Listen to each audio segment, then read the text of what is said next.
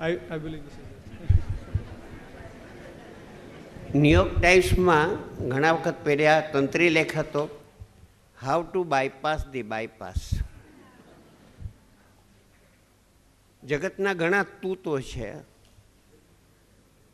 એમાંનું bypass એક મોટું તૂત પુરવાર થયું છે. આ મનુ કોઠારીનો ઓપિનિયન નથી. 10 વર્ષ પહેલાં it has been discarded as useless and harmful. ફાયદો બહુ કરે છે સંસ્થાને, ડૉક્ટરોને, પણ પેશન્ટને સરવાળે બાદબાકી જ હોય છે. છેલ્લા 10 વર્ષની control trial have not shown any advantage of bypass over ordinary treatment which is also not treatment. ફક્ત દુકાનો લગાડીને આ લોકો બેઠા છે, એટલે હવે દુકાન બંધ કરવાની તાકાત નથી. 1977માં મને કહેવામાં આવેલું કે મનુ કેન્સરની કંઈ દવા નથી, છે જ નહીં, પણ એટલો બધો મોટો વેપાર છે કે અમે લોકોને સાચું કહેવા તૈયાર નથી. અને જ્યાં સુધી દર્દી પોતાની માંદગી પોતાના હાથમાં નહીં લે, તમારો ભય ને અમારો વૈભવ ભેગા દોડે છે, એટલું સમજજો. અને જ્ઞાનની દ્રષ્ટિએ દર્દી ડાક્ટર કરતાં મોટો છે, કારણ કે દર્દીને અનુભવ છે, ડાક્ટરને ફક્ત માહિતી છે.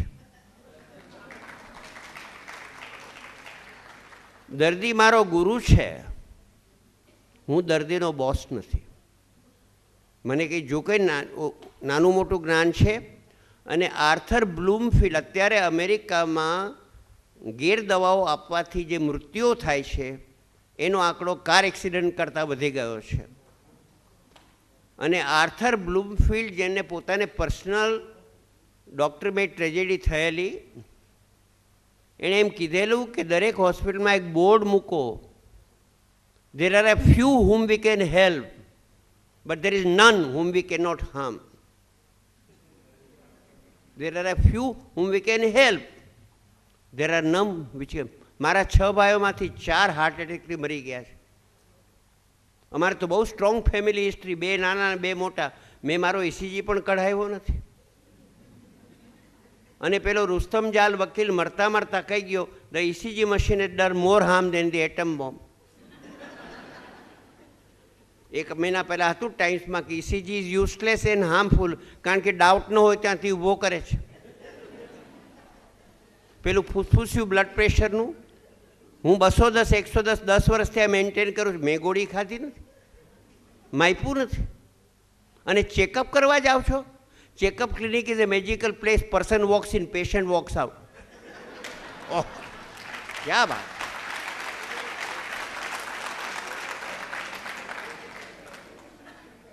નિષ્પક્ષ રીતે કહું છું, નિષ્પક્ષ. આમાં મારી સાથે લુઈસ ટોમસ અમેરિકાના, લાલ વોટસન યુરોપના છે, કે the greatest discovery of the 20th century is the profundity of human ignorance. કેન્સરની બાબત અમે સ્પેલિંગની આગળ જઈ શક્યા નથી ને જવાના નથી.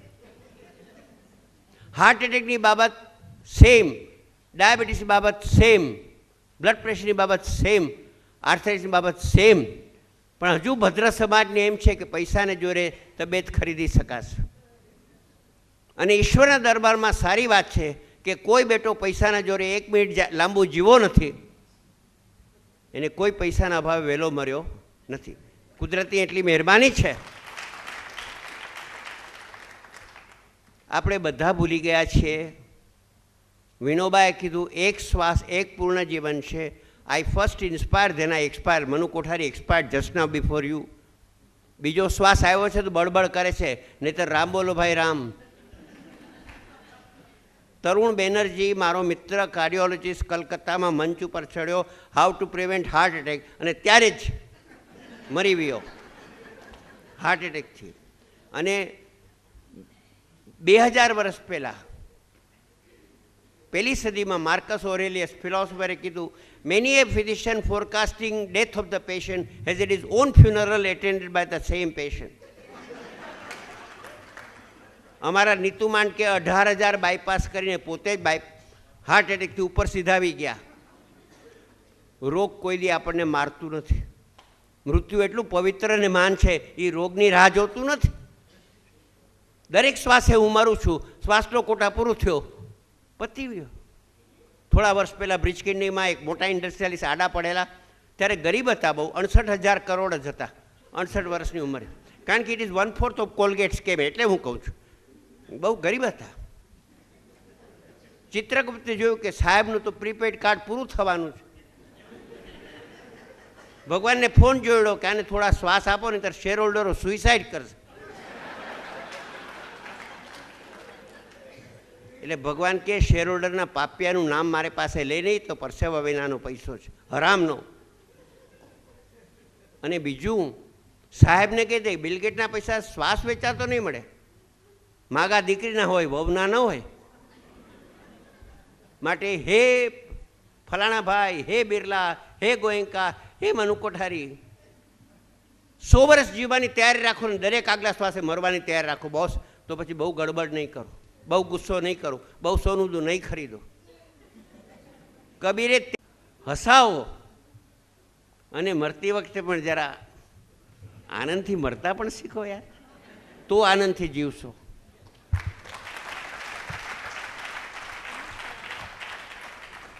મને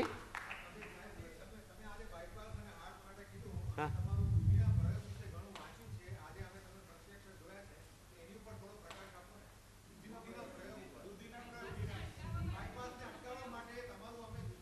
ના, એનામાં શું છે બોસે ભાઈ, એવું છે એક વસ્તુ કહી દઉં, દૂધીનો પ્રયોગ આયુષ્ય વધારતો નથી, પણ બાયપાસના તૂતમાંથી તમને બચાવે છે. પહેલી વાત એ, સૌથી પહેલી વાત. બીજું, ઇટ ઇઝ હાઈલી આલ્કલાઇન, એટલે હાર્ટને એનર્જાઇઝ કરે છે. હાર્ટનું ઇજેક્શન ફ્રેક્શન ઉપર જાય છે, સાંધાઓ ઢીલા પડી જાય છે જે ટાઈટ થઈ ગયા હોય છે, ભેજું સારું રહે છે, કોલેસ્ટ્રોલ નીચું આવે છે, બ્લડ પ્રેશર કંટ્રોલ થાય છે. કારણ કે દૂધીનો રસ સાક્ષાત અમૃત છે, કોબીનો રસ સાક્ષાત અમૃત છે, કોળાનો રસ સાક્ષાત અમૃત છે. સમજ્યા? એટલે પહેલી વાત તો એ કે દૂધી ન હોય તો એ બાયપાસ ન કરાવાય. કોઈ તમને ઝેર મફત આપે તો લેવાય નહીં. 1980માં હું તાતા ઇન્સ્ટિટ્યૂટમાં બેઠો છું ને મારી પાસે મેડિસિનનું બાઇબલ હેરિસનનું વોલ્યુમ પડ્યું છે. એનું પાનું ઉથલાયું કોર્નરી બાયપાસ. મેં ચોખ્ખું લખેલું કે 6 મહિનામાં બધા બાયપાસીસ બંધ થઈ ગયા છે, છતાં પણ પેશન્ટને સારું લાગે છે. કંઈક કારણ હશે. એટલે નીચેની 3 થિયરી છે. પહેલું, પ્લેસિબો ઇફેક્ટ, ખર્ચ કર્યાનો આનંદ. એનો પણ લોકોને ગર્વ હોય છે, સાહેબ બ્રિજકેન્ડીમાં 17 લાખ રૂપિયા આપ્યા, ક્યાં બાત છે. સેકન્ડ ઇઝ સેન્ઝરી ન્યુરેક્ટમી, નર્વ્સ કપાઈ ગયા, હાર્ટ તો ખરાબ જ છે પણ તમને ખબર પડતી નથી. અને third and most likely, bypass and angioplasty kill the complaining segment of the heart. When the heart complaining segment is killed, its nerves are killed. તમે પેઇન ફીલ કરતા ભૂલી જાઓ છો. જંગ જીત્યો મારો કાણિયો, બહુ ચલે તબ જાણ્યો. You have lost part of your heart. You have lost it irretrievably. અને વધુમાં વધુ હું બરોડાને પણ સફિશિયન્ટલી ગંદુ જોઉં છું, પણ મુંબઈ તો મહાગંદુ છે. મુંબઈનો કચરો દૂર થતો નથી, બીજે ઠેલવાય છે. સમજ્યા? એવી રીતે કોર્નરીનો કચરો જ્યારે સાફ કરો, એન્જિયોપ્લાસ્ટી કે બાયપાસથી સીધો બ્રેઇનમાં જાય છે. અમેરિકાની એટલી ઓનેસ્ટી છે કે 2003ના ન્યૂ ઇંગ્લેન્ડ મેડિસિનમાં કબૂલ કર્યું છે કે એન્જિયોગ્રાફી, પ્લાસ્ટી અને બાયપાસ વચ્ચે 100% બ્રેઇન ડેમેજ થાય છે. 100%. એમાંથી 54માં મેનિફેસ્ટ થાય છે. ફ્રોમ સ્મૃતિ loss to paralysis to loss of senses to loss of vision. પુનઃ મારો એક પેશન્ટ છે, એનું નાક પણ ગયું ને જીભ પણ ગઈ. મને કહ્યું સાહેબ હું તો કાર્ડબોર્ડ ખાઉં છું, કારણ કે જ્ઞાનેન્દ્રિય શક્તિ ગઈ અને આ પણ ગયું. અને મારા સર્જન મિત્રએ એન્જિયોપ્લાસ્ટિક કરાવી. મેં કહ્યું યાર રહેવા દે, તો કે નહીં, ના હું તો ગાઈશ. જાગવાનું ભૂલી ગયા. એન્જિયોપ્લાસ્ટી પછી વેકઅપ સેન્ટર ડિસઅપિયર. ખાઈને સૂઈ જાય તો ગુજરાતી ભાષામાં કહે તો પોદરા જેવા થઈ ગયા. પછી આલ્ઝાઇમર શરૂ થયું પથારીમાં, અને એને 10 ગોળી આપતા હતા, કારણ કે ડાયાબિટીસ, હાઇપરટેન્શન, કોરોનરી. મેં એની ડૉક્ટર દીકરી તું આટલી દવા કેમ આપત? તો કે ડાક્ટર એમ કહે છે કંઈક થઈ જશે. મેં કંઈક થવા દે યાર. દવા વિડ્રો કરી, પછી 3.5 વર્ષ કાઢ્યા. બોસ, તમારો શ્વાસનો કોટા સિલેક્ટ હશે ને કોણ તમને મારવાનું છે, અને શ્વાસનો કોટા સિલેક્ટ કરીને કોણ તમને જીવાડવાનું છે. પણ તમારા અમારા ઉપર ડબલ આશીર્વાદ છે. બગડો કે મરી જાવ તો રોગને બ્લેમ કરો છો, સુધરી જાવ તો ડાક્ટરને ક્રેડિટ આપો છો. અમારે 2 રીતે ઘી કેળા છે.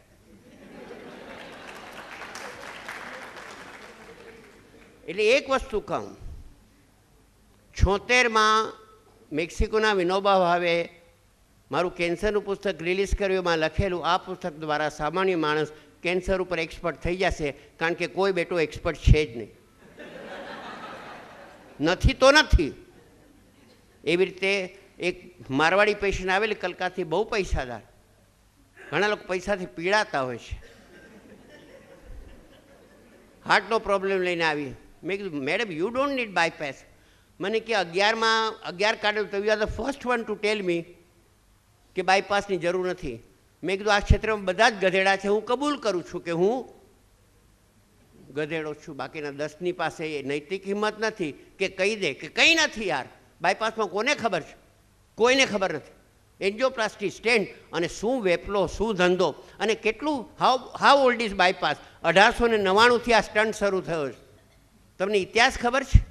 અત્યારે 113 વર્ષ થઈ ગયા બાયપાસની ઘાલમેલ ચાલે છે, અને વાણિયા ફેરવી તોડ, કંઈક નવું, કંઈક નવું, કંઈક નવું. અને તમે બધા એટલા પૈસા ખખડતા હોય છે, અને બીજો પેશન્ટ ઉપર જુલમ હોય તો સગાવા લાવવાનું. ઓહો, 2 રીતે. નહીં કરાવી જ નાખો. અરે પણ પેલો નથી, નહીં કરાવી જ નાખો. તમારે કેન્સરની ટ્રીટમેન્ટ લેવી પડશે, નહીં હું નહીં બોલું. પછી મારે કહેવું પડે કે ટ્રીટમેન્ટના લગ્ન તમારા વર સાથે થાય, તમારી સાથે થતા ને. અને પેલું ખાવા બેસે તો જુએ જરા ઘી વધુ લીધું. અરે ઘી તો કઈ ઝેરી દવા ખાવ 14-15, ઘી ના ખવાય? શું વાત છે? ક્યાંનો ન્યાય છે? રોટલી ઘીમાં બોડીને ખાતા શીખો.